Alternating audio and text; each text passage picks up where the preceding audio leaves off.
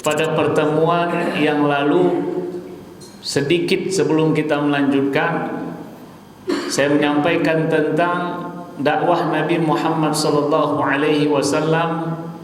ke Yathrib. Belum disebut dengan Madinah saat itu karena Rasulullah belum sampai ke situ. Dan cara Nabi kita Muhammad SAW menyebarkan dakwah Islam ke Yathrib dengan cara menjumpai orang-orang yang datang dari Yathrib ke kota Mekah saat musim haji. Bermula dari 2 orang atau 1 orang yang jumpai Rasulullah, kemudian Rasulullah berjumpa lagi dengan seorang yang lain, tidak begitu berefek karena belum terjadi perubahan dalam dakwah Islam di kota Yathrib. Hingga akhirnya Rasulullah SAW berjumpa dengan 6 orang dari Yathrib yang semuanya dari kalangan Khazraj. Di Yathrib ada 2 kabilah, Khazraj dan Aus.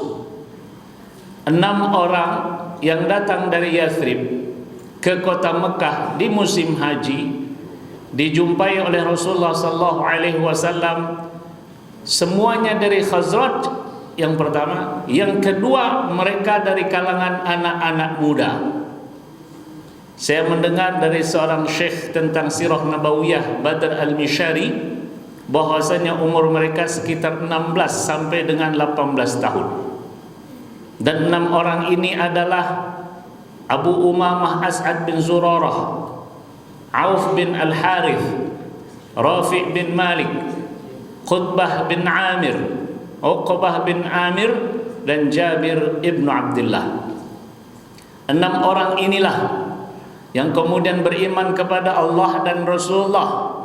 Dan mereka mengatakan, inilah yang sering kami dengar dari ahlu kitab Yahudi saat kami di Yathrib.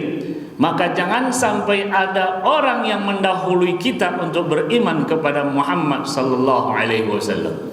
Maka mereka pun mengucapkan syahadah, lalu mereka berjanji untuk menyebarkan dakwah di Yathrib. Dari 6 orang Khazraj ini, tahun depannya menjadi 12. 4 diantaranya Khazraj, 2 diantaranya Aus. Maka bertambahlah menjadi 12.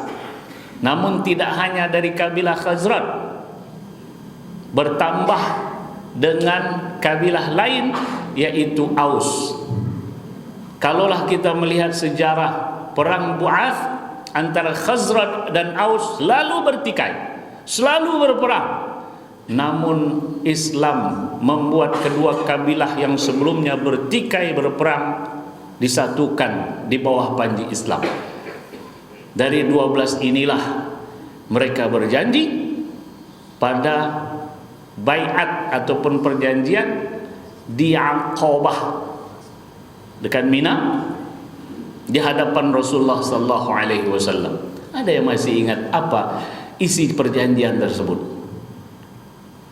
Inilah kajian saya yang terakhir pada pertemuan yang lalu. Ada yang ingat? Ada Bapak Ustaz. Malu kami mau menyampaikannya. Okelah, tak apa-apa. Di mana mereka berjanji di Aqabah? Apa yang mereka janjikan? Allah tusyrik. Jangan kalian syirik. Allah tasriq. Jangan kalian mencuri. Allah tazni, jangan kalian berbuat zina. Allah taqtula auladak, kalau menggunakan jamak Allah taqtulu auladakum, jangan kalian membunuh anak kalian. Selanjutnya, jangan kalian berkata bohong. Yang selanjutnya, jangan kalian berbuat maksiat, maka untuk kalian surga. 6 poin ini Bapak Ibu, 6 poin itu berapa tadi? Tak saya hitung. Hah? 6 ya? Kita ulang. Jangan syirik, jangan mencuri, jangan berzina, jangan membunuh anak, jangan berbohong, jangan berbuat maksiat. 6. Semua isi perjanjian ini adalah hanya untuk diri sendiri saja atau hanya untuk diri saja. Tidak syirik, tidak mencuri, tidak berzina, tidak membunuh anak, tidak berkata bohong, tidak berbuat maksiat. Kalau Nabi Muhammad SAW nanti diserang oleh orang-orang kafir, bagaimana? Belum ada isi perjanjiannya. Kan baru jangan ini, jangan ini. Kalau Nabi Muhammad diserang bagaimana? Tak ada dalam isi perjanjian. Bapak Ibu sekalian yang dimuliakan Allah Subhanahu wa taala, 12 orang ini berjanji dalam satu perjanjian yang disebut oleh sahabat ini adalah bai'atun nisa. Perjanjian kalangan wanita. Dari 12 Rasulullah mengutus seorang sahabat sebagai duta besar, Mus'ab bin Umair, menemani 12 orang ini untuk lebih maksimal lagi berdakwah di Yathrib. Sehingga masuk Islamlah Sa'ad bin Mu'adz, tokoh bahkan pemimpin daripada kabilah Bani Abdul Ashhal, dan begitu juga Usaid bin Hudayr, pemimpin daripada kabilah Bani Abdul Ashhal, sehingga banyak yang masuk Islam. Dalam hitungan setahun dari 12 tadi, dengan bantuan seorang sahabat Mus'ab bin Umair, bertambah menjadi 73 laki-laki dan 2 wanita. Dalam riwayat seperti itu. 2 wanita ini namanya Nusaybah binti Ka'ab dan satu lagi Asma binti Amru. Karena 2 mudah saya hafal, yang 73 ini tak tahu saya. Dalam setahun, Masya Allah, yang tadi 6 tambah 6, lalu kemudian dari 12 menjadi 73, ini kan perjuangan dakwah yang luar biasa yang dilakukan oleh 12 orang, dibantu oleh sahabat Rasulullah SAW. Mereka berdakwah, datang setiap rumah, mengenalkan Allah, mengenalkan Nabi Muhammad SAW. Yang kalau kita lihat kehidupan daripada orang-orang di Yathrib itu adalah kehidupan yang berinteraksi dengan ahlu kitab Yahudi. Ahlu kitab Yahudi menyampaikan tentang Nabi terakhir, Nabi Muhammad SAW. Nabi Isa menyampaikan bahwasanya mubasysyiran bi rasuli ya'ti min ba'di ismihi Muhammad. Dalam kitab mereka itu ada. Sehingga atas interaksi ini dengan ahlu kitab Yahudi, mereka mudah untuk beriman kepada Nabi Muhammad SAW karena sudah mendengar, sudah punya ilmu tentang Nabi terakhir itu siapa? Nabi Muhammad. Maka ketika ada yang mengajak dan berjumpa sudah dengan Nabi Muhammad, mereka pun mudah menyambut Islam. Nah, Bapak Ibu yang dimuliakan Allah Subhanahu wa taala, malam ini kita akan menyampaikan tentang Bai'at Aqabah kedua. Bai'at Aqabah pertama jumlahnya 12 dan isi perjanjiannya tadi yang kita sampaikan. Bai'at Aqabah kedua dihadiri oleh 73 laki-laki dan 2 wanita. Ini perlu perjuangan juga. Saya mohon izin anak saya Zaidan, tolong fotokan Abina. Jamaah Masya Allah. Ini anak saya baru selesai di Gontor dan pengabdian setahun di salah satu pondok alumni di Assalam Subang. Saya mohon doa Bapak Ibu sekalian, mudah-mudahan anak saya ini bisa melanjutkan ke Madinah. Amin. InsyaAllah doa orang-orang saleh dikabulkan Allah Ta'ala. Bai'at Aqabah kedua. Dan ini perlu perjuangan, perlu effort, perlu semangat yang luar biasa. Rasulullah SAW menyampaikan kepada 12 orang sahabat yang sudah masuk Islam dari Madinah tadi ataupun dari Yathrib untuk melakukan pertemuan pada tahun berikutnya. Pertama, tempat Aqabah. Kedua, waktu pertengahan ayyamut tasyrik. Hari-hari tasyrik itu 11, 12, 13. Nafar Sani pada hari terakhir di pertengahan ayyamut tasyrik ini, Rasulullah SAW berjanji untuk bertemu dengan mereka. Satu tempat, yang kedua waktu. Karena kondisi tidak aman, mereka yang berangkat dari Yathrib menuju Makkah bersama orang-orang Aus dan Khazraj, yang di situ juga ada orang kafir, karena tidak semuanya Muslim, 73 sama 2 saja. Namun yang berangkat melakukan perjalanan ke Mekah itu bersama orang-orang Khazraj dan Aus yang masih dalam kondisi kafir. Sehingga Bapak Ibu sekalian yang dimuliakan Allah Subhanahu wa taala, untuk bertemu dengan Nabi Muhammad adalah merupakan pertemuan yang jika diketahui oleh orang-orang kafir Quraisy akan berefek bahaya. Sehingga bagaimana caranya? 73 orang ini dalam bahasa sirah yang saya baca, buku sirah yang saya baca, mustakhfina mutasallilin, berusaha untuk sembunyi-sembunyi, jalan satu orang menuju tempat yang disepakati, ada 2 orang jalan, luar biasa, Masya Allah, untuk berjumpa dengan Nabi Muhammad kondisinya seperti itu, untuk melaksanakan ibadah kondisinya seperti itu. Kita alhamdulillah masjid terbuka, pengajian di mana-mana, tidak harus dua-dua datang, rombongan sekalian satu bis pun boleh datang. Nah, Bapak Ibu yang dimuliakan Allah Subhanahu wa taala, maka 73 dan 2 wanita ini bertemu dengan Nabi Muhammad sallallahu alaihi wasallam di tempat yang disebut dengan Aqabah. Diriwayatkan oleh 2 yang menyampaikan kepada kita. Pertama Jabir bin Abdullah, yang kedua disampaikan oleh Ka'ab bin Malik. Saya sampaikan dulu apa yang disampaikan oleh Jabir bin Abdullah. Jabir bin Abdullah termasuk 6 orang pertama dulu, menyampaikan kepada kita, kapan lagi Nabi besar Muhammad sallallahu alaihi wasallam tidak dikejar-kejar? Maka kami pun berkumpul untuk melakukan perjanjian baiat. Jadi baiat ini merupakan kata yang sudah biasa sekarang setelah baiatnya Ustadz Hanan At-Taqi di hadapan para masyayikh NU. Betul ya? Nah, ternyata dari dulu sudah ada. Apa yang dilakukan oleh Rasulullah sallallahu alaihi wasallam ketika para sahabat tadi yang datang dari Yathrib sudah berkumpul di Aqabah, maka Rasulullah datang. Nanti dulu, ini riwayat Ka'ab bin Malik. Kita ambil dulu Jabir bin Abdullah. Jabir bin Abdullah mengatakan, kami berjanji atas apa ya Rasulullah? Maka Rasulullah mengatakan, ini beda isinya dengan perjanjian yang pertama. Namun perjanjian yang kedua ini tidak menghapus perjanjian yang pertama. Perjanjian yang pertama tetap, ditambah dengan perjanjian yang kedua ini. Apa isinya? Bapak Ibu sekalian yang dimuliakan Allah Subhanahu wa taala, Rasulullah katakan, tubayyi'unani 'ala as-sam'i wat ta'ati fin nasyati wal kasal. Itu baru satu tuh, Pak. Panjang betul ya, tapi baru satu. Kalian berjanji untuk mendengar dan taat kepadaku, kepada Allah Subhanahu wa taala tentunya, al-sam'i wat ta'ah, untuk mendengar dan taat, fin nasyati wal kasal, dalam kondisi kalian semangat ataupun dalam kondisi kalian malas, dalam kondisi mungkin sehat walafiat atau dalam kondisi sakit, dalam kondisi bersenang-senang ataupun dalam kondisi sedang dalam keadaan susah.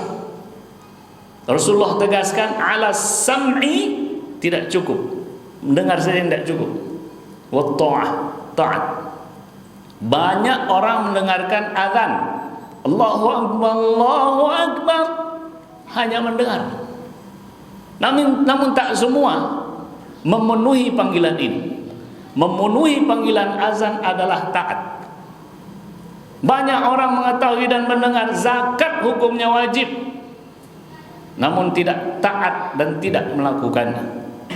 Banyak orang yang mengetahui puasa Ramadan itu wajib, kutiba alaikumus siyamu kama kutiba alal ladzina min qablikum la'allakum tattaqun, diwajibkan atas kamu puasa, dengar, tapi tak semua taat. Betul Bapak Ibu? Makanya Rasulullah menegaskan ala sam'i wa ta'ah fin nasyati wal kasal, dalam keadaan semangat ataupun dalam keadaan malas, lemah, lesu, lunglai. Yang kedua, wa 'alan nafaqati fil 'usri wal yusri, kalian berjanji untuk berinfak dalam kondisi susah ataupun mudah. Saya memperhatikan poin daripada perjanjian ini. Kalau yang pertama, kalian berjanji untuk mendengar dan taat dalam kondisi semangat ataupun dalam kondisi malas. Pada poin kalian berjanji untuk infak dalam kondisi usr wal yusr. Usr artinya dalam kondisi susah, baru dalam kondisi mudah. Bapak Ibu perhatikan kan isi poinnya, luar biasa kan? Mendengar dan taat dalam kondisi semangat ataupun lemah. Dalam mengeluarkan harta, berinfak, di dalam poin ini Rasulullah memulainya dengan dalam sulit ataupun mudah. Karena kalau sudah dalam keadaan sulit, mampu mau berinfak, maka dalam keadaan mudah insya Allah akan lebih mau berinfak. Dan kita sekarang sudah akan mendekati kurban, ya, dalam waktu-waktu kita sudah masuk 1 Zulqa'dah, bahkan malam ini sudah 2 Zulqa'dah, sudah musim haji ini, bulan haram Zulqa'dah. Sebentar lagi, tak berapa lama lagi, diminta kepada kita apa? Berkurban. Di masjid ini berapa Pak kurbannya? Satu orang 2 juta 2 juta 400, 2 juta 600. Di tempat kami 2 juta 850. Kalau mungkin Bapak Ibu lewat masjid dekat saya, melihat harga segini, apa yang tersirat di hati Bapak Ibu? Wih, alangkah baiknya kalau di masjid kami juga segini. Ada yang gitu enggak?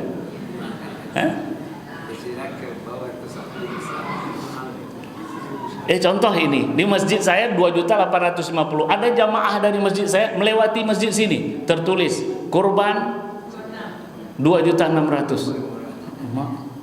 Nah, paling mahal dekat masjid saya. Nah, hati-hati. Justru kalau mahal di tempat kita bersyukur, karena kita mendapatkan kesempatan lebih besar simpanan kita di akhirat, insya Allah. Kembali kepada poin perjanjian tadi, untuk berinfak dalam keadaan susah ataupun mudah. Bapak Ibu, orang kaya berinfak, orang miskin berinfak.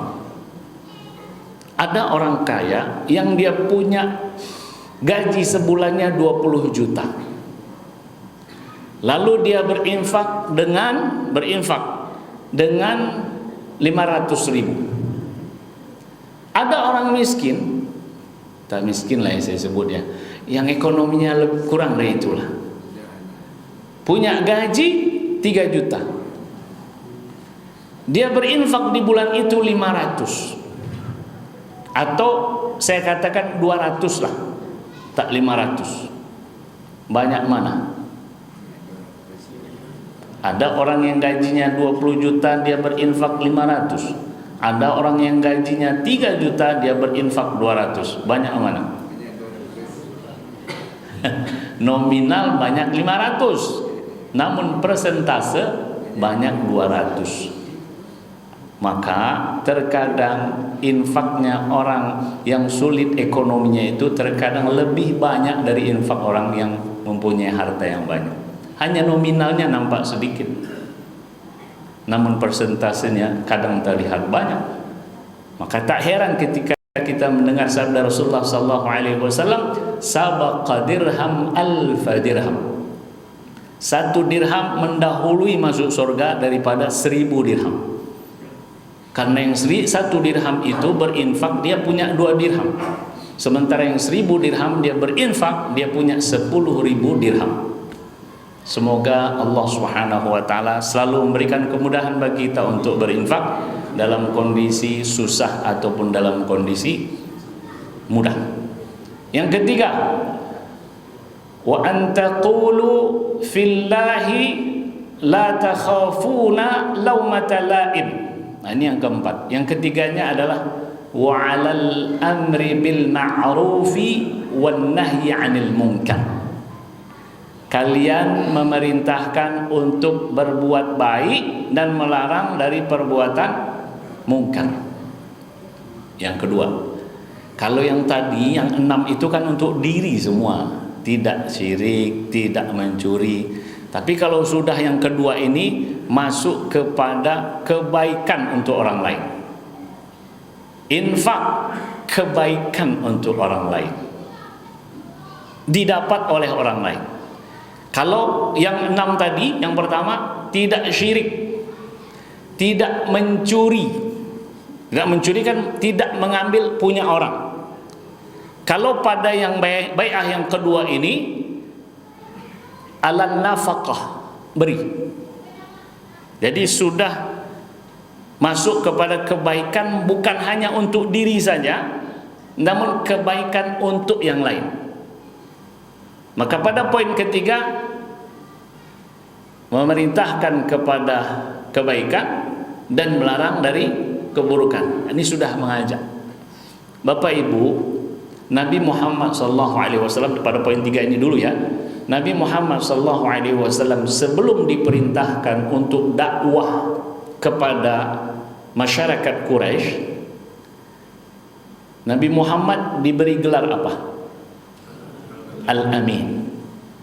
Karena Nabi Muhammad SAW sebagaimana dipuji oleh Sayyidah Khadijah, innaka la tasilur rahim, engkau menyambung tali silaturahim. Orang lemah engkau bantu, orang tak punya engkau cari agar dia punya, orang terkena bencana engkau bantu, tamu engkau muliakan. Semuanya kebaikan. Namun setelah dan orang-orang kafir Quraisy suka dengan Nabi Muhammad SAW. Namun ketika diperintahkan dakwah, sudah dalam bentuk perintah, berimanlah kalian kepada Allah, tinggalkanlah berhala yang kalian sembah itu. Itu berhala tidak layak disembah. Yang harus kalian sembah adalah Allah. Ini sudah masuk ke orang lain. Kalau sudah masuk ke orang lain, ini namanya muslih. Kalau baik sendiri, soleh. Oh, anak itu soleh. Pergi ke masjid, tutur kata baik, berinfak, gitu saja. Ngelihat ada maksiat depannya, dicuekin saja. Ngelihat ada pencuri masuk rumahnya, dicuekin saja. Masuk rumah orang, dibiarkannya saja. Tidak ada usaha untuk menasihati. Nah, itu soleh. Tapi kalau muslih, masuk kita kepada baiat yang kedua ini, alal amri bil ma'ruf wan nahyi 'anil munkar. Yang keempat, wa an taqulu fillahi la takhafuna laumata laim. Wa an taqulu fillah, kalian hendaknya berkata karena Allah Subhanahu wa taala. Wa la takhafuna laumata laim, dan janganlah kalian takut atas celaan orang-orang yang mencela. Mendakwahi orang, mengajak kepada kebaikan, melarang dari perbuatan maksiat dan mungkar, katakan itu karena Allah Subhanahu wa taala. Saat itu dikatakan dan disampaikan, lalu ada orang yang mencela, padahal itu adalah kebaikan, maka biarkan saja. Karena Rasulullah menyampaikan, dan janganlah kalian takut dengan celaan orang yang mencela. Mengharap ridho semua manusia mustahil. Mengharap semua manusia di atas muka bumi ini suka, mustahil. Nabi kita Muhammad SAW jelas masuk surga, tak bersalah, tak berdosa. Ada enggak yang tak suka dengan Nabi Muhammad? Banyak. Nah, kita masuk surga belum jelas, salah pasti, mengharap orang semua ngasih begini, ya kan? Kalau hanya begini, Bapak Ibu, di sosmed itu tak ada tanda yang begini. Cobalah lihat di sosmed kayak YouTube itu, ada jempol yang ke atas, ada jempol yang ke bawah. Saya menyampaikan kajian sirah tentang Nabi Muhammad SAW. Ada yang ngasih jempol saya begini. Entah penampilan saya yang mungkin begini, atau wallahu a'lam. Ya. Catatannya ada wala takhafu laumata laim. Jangan kalian takut dengan celaan orang-orang yang mencela. Kalau di Pondok Gontor dulu saya mendapatkan kata hikmah, qulil haqqa walau kana murran. Katakanlah kebenaran itu walaupun pahit didengar oleh orang. Bahkan pahit kita dicela oleh orang. Yang keempat. Yang kelima, wa antansuruni wa tamna'uni kama tamna'una minhu anfusakum wa azwajakum wa abna'akum wa azwajakum falakumul jannah. Yang kelima, ini poin yang akhirnya nanti perjanjian ini disebut dengan perjanjian perang, bai'atu al-harbi. Kalau yang 6 pada bai'at pertama disebut dengan bai'atu an-nisa, perjanjian wanita. Pada yang kedua ini disebut dengan bai'atul harbi, perjanjian perang. Pada poin yang kelima, Rasulullah mengatakan kalian berjanji untuk menolong saya dan untuk menjaga saya sebagaimana kalian menjaga diri kalian, anak-anak kalian, istri-istri kalian, maka bagi kalian surga. Lupa saya satu kalimat, wa antansuruni wa tamna'uni walamma qadimtu alaikum, ketika saya sampai kepada kalian, maksudnya ketika Rasulullah mengatakan sampai ke Madinah, maka kalian menolong saya, menjaga saya sebagaimana kalian menjaga diri kalian, anak kalian, istri kalian, maka untuk kalian adalah surga. Apa kata Rasulullah? Kalau saya sampai di tempat kalian. Catat ini Bapak Ibu ya, karena ungkapan kalau saya sampai di tempat kalian yaitu Madinah, keluar dari kota Madinah itu sudah di luar poin perjanjian. Badar itu di luar kota Madinah.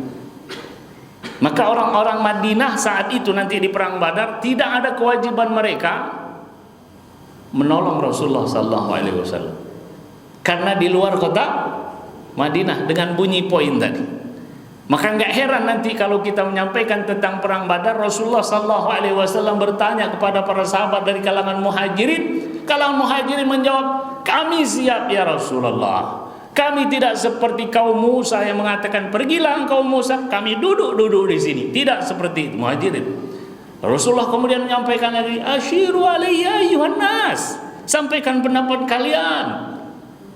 Diulang oleh Rasulullah, asyiru alayya ayyuhan nas, sampaikan pendapat kalian. Kan sudah tadi oleh seorang sahabat, namun dari kalangan muhajirin. Maka dari kalangan al-ansar, nah ini dia, kalangan ansar menjawab, sepertinya engkau menyampaikan hal tersebut kepada kami ya Rasulullah. Maka Rasulullah jawab, iya, karena isi perjanjian Bai'ah Aqabah ini, ketika saya sampai ke tempat kalian itu adalah Madinah. Subhanallah, kalau kita lihat kajian sirah Nabi Muhammad SAW begitu detail, Nabi kita Muhammad SAW ketika perjanjian itu memang tak ada, maka pada saat tertentu Rasulullah SAW meminta dukungan. Bapak Ibu sekalian yang dimuliakan Allah Subhanahu wa taala, maka ini isi perjanjian yang disampaikan oleh Jabir ibnu Abdullah. Kalau yang diriwayatkan oleh Ka'ab bin Malik ini adalah teknik sampainya para sahabat ke Aqabah. Kalau isi perjanjiannya sama, 73 orang sahabat dan 2 orang wanita ini bersama orang-orang Khazraj dan Aus dari Yathrib menuju Makkah. Tepatnya di Aqabah mereka mutasalil. Ini yang saya sebutkan tadi, dilewatkan oleh Ka'ab bin Malik. Mutasalil, pelan-pelan, sembunyi-sembunyi di pertengahan, setelah pertengahan malam. Jadi bukan di waktu siang terang benderang, enggak. Mencari waktu yang kira-kira aman dari penglihatan dan intayan orang-orang kafir Quraisy. Sampailah mereka berkumpul di situ di Aqabah, Lalu Rasulullah sallallahu alaihi wasallam datang ditemani oleh pamannya Abbas bin Abdul Muttalib yang masih beragama nenek moyangnya, masih kafir. Masih kafir. Namun paman dan fanatik kabilah dari kalangan Bani Hashim, Muhammad ibn Abdullah ibn Abdul Muttalib ibn Hashim, dari kalangan Bani Hashim, ditemani oleh Abbas ibn Abdul Muttalib Rasulullah sallallahu alaihi wasallam. Lalu Abbas bin Abdul Muttalib yang dulu berbicara kepada para sahabat yang datang dari Yathrib dan mengatakan tentang jaminan mereka menjaga Nabi Muhammad sallallahu alaihi wasallam. Jadi Abbas bin Abdul Muttalib meminta kepada sahabat yang datang dari Yathrib itu jaminan bahwasanya mereka ini menjaga dan melindungi apanya? Ponakannya Nabi Muhammad sallallahu alaihi wasallam. Ya, kami siap menjaga, kami siap melindungi. Lalu kemudian Rasulullah sallallahu alaihi wasallam menyampaikan tentang isi perjanjian yang tadi saya sampaikan. Selesai, mereka pun Rasulullah sallallahu alaihi wasallam melihat ada gerak-gerik yang mencurigakan sehingga Rasulullah memerintahkan para sahabat tersebut untuk segera berpencar. Namun ada di kalangan sahabat ini yang boleh dikatakan kenapa harus suruh berpencar gitu ya. Ada pertanyaan kepada Rasulullah sallallahu alaihi wasallam, "Ya Rasulullah, bukankah kita dalam keadaan hak? Bukankah kita berada dalam kebenaran? Saya siap menghadapi mereka dengan pedang-pedang kami ya Rasulullah." Itu pula semangat. Tapi Rasulullah kan berpikiran strategis. 73 menghadapi banyak orang, iya, keberanian itu dibutuhkan dan dalam kebenaran, namun belum saatnya. Apa kata Rasulullah? Lam nu'mar bidzalik, kita belum diperintahkan untuk itu. Maka Rasulullah memerintahkan para sahabat untuk berpencar. Namun sebelum berpencar, Rasulullah meminta memilih 12 orang naqib sebagai pimpinan dari kalangan Khazraj dan dari kalangan Aus. Ulama melihat ketika Rasulullah memilih 12 nuqaba atau pemimpin dari kalangan Khazraj dan Aus, sesungguhnya orang yang berada di satu tempat ataupun pemimpin lokal itu lebih mudah untuk mengetahui adat istiadat mereka dan lebih mengetahui bagaimana cara berdakwah. Maka Rasulullah memilih 12 pemimpin dari 73 orang tadi untuk menyebarluaskan dakwah di Yathrib. Sekali lagi saya masih nyebutnya Yathrib karena belum Madinah. Mereka pun pulang dan selamat dari usaha. Ada Abu Jahal, ada Abu Lahab. Namun di pagi hari itu orang kafir Quraisy bertanya kepada orang-orang Khazraj dan Aus, yang tidak hanya 73 saja, karena ada Aus dan Khazraj yang lain juga. Kalian ada jumpa dengan Muhammad ya tadi malam? Orang Khazraj yang kafir menjawab, enggak ada, kan enggak ada jumpa. Kalangan sahabat yang 73 tadi saling lirik-lirik kan. Dia kan enggak jawab, ya kan udah ada yang jawab. Dan tidak ada pertanyaan langsung kepada 73. Kalian jumpa dengan Muhammad ya tadi malam? Enggak ada, kata orang kafir. Memang betul enggak ada. Akhirnya mereka pun berangkat ke kota Madinah. Bapak Ibu sekalian dimuliakan Allah Subhanahu wa taala, orang-orang kafir Quraisy menambah penyiksaan terhadap para sahabat sehingga Rasulullah sallallahu alaihi wasallam mendapatkan perintah dari Allah untuk hijrah para sahabat. Jadi para sahabat dulu yang hijrah. Dalam perjalanan hijrah para sahabat ini, Bapak Ibu yang dimuliakan Allah Subhanahu wa taala, dari kota Mekah ke kota Madinah, ini bukan perjalanan rihlah, ya, bukan perjalanan jalan-jalan, bukan jalan-jalan ke Madinah orang Mekah, enggak, tapi meninggalkan tempat tinggal, meninggalkan tempat usaha, meninggalkan mungkin ada saudara. Berat dan sangat berat. Kalaulah kita diusir dari Pekanbaru ini untuk meninggalkan kota Pekanbaru, berat dan begitu berat. Karena dari kecil sampai besar kita di sini. Para sahabat diperintahkan Rasulullah untuk meninggalkan Mekah, hijrah ke kota Yathrib ataupun Madinah. Maka ini adalah perintah dan harus dilakukan. Ada risiko pasti, dan risiko inilah yang akan saya sampaikan menjelang azan maghrib. Kalau masih terkejar, udah azan? Belum? Berapa menit lagi? 36 menit. Satu kisahnya saja. Bapak Ibu yang dimuliakan Allah Subhanahu wa taala, perjalanan jauh. Kalau kita ukur ataupun jarak Mekah Madinah itu kan sekitar 550 km. Kalau sekarang enak, naik bis sampai 2 jam, 3 jam sampai. Baru tertidur habis talbiyah, tahu-tahu sudah sampai di Mekah. Kalau dari Madinah ke Mekah ataupun sebaliknya Mekah Madinah. Dulu dengan tunggangan onta. Karena dalam perang Badar itu pasukan kuda hanya 2. Jadi para sahabat melakukan hijrah dengan menggunakan ba'ir ataupun naqah. Dalam bahasa Arab onta itu banyak, ada naqah, ada ba'ir, ada jamal. Nah, masing-masing nama ini kondisi daripada onta tersebut. Berangkatlah para sahabat. Cobaan pertama yang dihadapi oleh sahabat adalah usaha memisahkan antara ibu ataupun istri dari suami dan anaknya. Dan ini dihadapi oleh seorang sahabiah dari Mekah bernama Ummu Salamah. Nama aslinya Hind bint Umayyah. Hindun binti Umayyah, bukan Hindun istri Abu Sufyan. Itu lain lagi. Kalau Hindun istri Abu Sufyan yang mengunyah jantung Hamzah bin Abdul Muthalib, enggak. Ini Hindun bint Umayyah. Ummu Salamah menceritakan kepada kita. Ummu Salamah ini nanti akan menjadi Ummul Mukminin, istri Nabi besar Muhammad sallallahu alaihi wasallam. Yang ujiannya Masya Allah. Ummu Salamah menceritakan, saya dan suami saya beserta anak saya mempersiapkan perjalanan menuju Madinah. Maka saya pun berada di atas ba'ir, di atas onta bersama anak saya yang masih saya gendong. Sementara suami saya memegang tali onta itu untuk melakukan perjalanan. Di pertengahan jalan, masih di kota Mekah, saya, suami dan anak saya berjumpa dengan keluarga besar saya, Bani Al-Mughirah.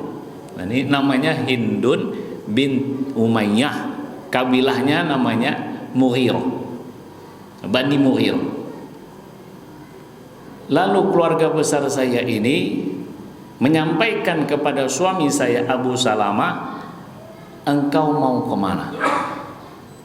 Maka suami saya jawab, kami mau melakukan perjalanan ke Madinah.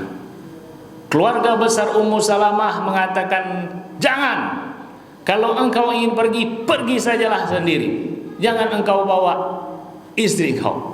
Waduh, ini keluarga besar itu kadang lebih kuat kan, powernya lebih, kayak mama itu kan powernya lebih kan Pak ya. Jadi lebih kuat. Ditahanlah Ummu Salamah, tak boleh pergi. Kau Abu Salamah pergilah sana. Sementara Abu Salamah ini mempunyai kabilah juga. Tak rela dia anak ini bersama ibunya. Karena bagi orang Arab kan dari keturunan laki-laki. Maka keluarga besar Abu Salamah menahan anaknya. Dari keluarga besar Ummu Salamah menahan juga. Maka dalam riwayat itu saya baca Bapak Ibu, khala'u ahada yadayhi. Khala'u itu artinya melepaskan tangan, salah satu tangan daripada anaknya. Kejam kan? Saling tarik menarik, akhirnya khala'u, terlepas tangan anaknya. Dan anaknya ini dibawa oleh keluarga besar Abu Salamah, suaminya, sementara Ummu Salamah pulang sendiri, terpisah dari suami, terpisah dari anak. Hampir setiap hari Ummu Salamah menangis, pergi ke tempat di mana dia dipisahkan pada pagi hari hingga sore, menangis. Suami pergi, anak diambil. Keesokan harinya begitu juga selanjutnya, hingga akhirnya keluarga besar Ummu Salamah bunyi alarm, sehingga keluarga besar Ummu Salamah tak tega. Maka diberikanlah anaknya, ya, disampaikan kepada Ummu Salamah, silahkan engkau pergi. Keluarga besar Abu Salamah juga demikian tak tega, dikembalikanlah anaknya. Sehingga Ummu Salamah pun berangkat sendiri dengan menggunakan onta. Sampai di Tan'im. Tan'im tahu ya Bapak Ibu ya, yang umroh 2 kali 3 kali itu biasanya niat ihramnya di Tan'im. Sampai di Tan'im, Ummu Salamah berjumpa dengan Uthman bin Talha, pemegang kunci Ka'bah, kafir. Ummu Salamah mukminah. Uthman bin Talha bertanya kepada Ummu Salamah, mau kemana mak? Mau kemana bu? Saya mau ke Madinah, menjumpai suami saya. Ke Yathrib, menjumpai suami saya. Tak layak bagi engkau wanita jalan sendiri, kata Uthman bin Talha. Orang kafir. Tak layak bagi engkau untuk jalan sendiri. Saya akan temani. Kalau sekarang dalam kondisi seperti itu, ngeri-ngeri sedap itu. Ada ibu dengan anaknya, lalu ada laki-laki yang mau menemani. Oh, ngeri-ngeri sedap itu Pak. Perjalanan jauh nih. Akhirnya Ummu Salamah ditemani oleh Uthman bin Talha. Ternyata Allahu Akbar, seseorang yang punya niat baik, Allah utus seseorang walaupun dia kafir, perjalanan menuju Yathrib. Dalam perjalanan itu diceritakan oleh Ummu Salamah, begitu mulianya akhlak daripada Uthman bin Talha. Ketika dia membawa saya, itu kan pegang tali itu bu, Pak. Ketika saya ingin turun, dia turunkan onta. Setelah onta itu rata duduknya, dia kemudian pergi dan saya turun. Ketika saya sudah naik, baru dia datang lagi. Jadi betul-betul dia jaga kemuliaan seorang wanita, padahal dia kafir dalam perjalanan yang jauh. Sehingga akhirnya sampailah Ummu Salamah di kampung, namanya Kampung Bani Amru bin Auf, tempat dibangunnya Masjid Quba. Diserahkanlah Ummu Salamah kepada suaminya dan Uthman bin Talha kembali. Kondisi yang sangat luar biasa.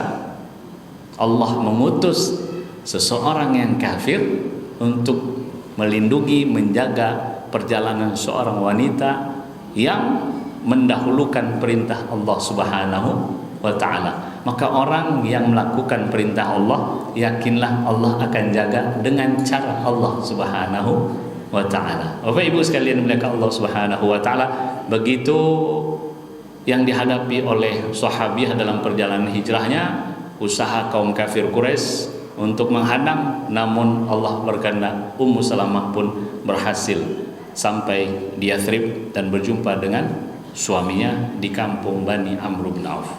Ke depan saya akan menyampaikan lagi 2 usaha kaum kafir Quraisy untuk menghalang-halangi hijrah para sahabat ke kota Yathrib ataupun nanti disebut dengan kota Madinah. Saya kira cukup.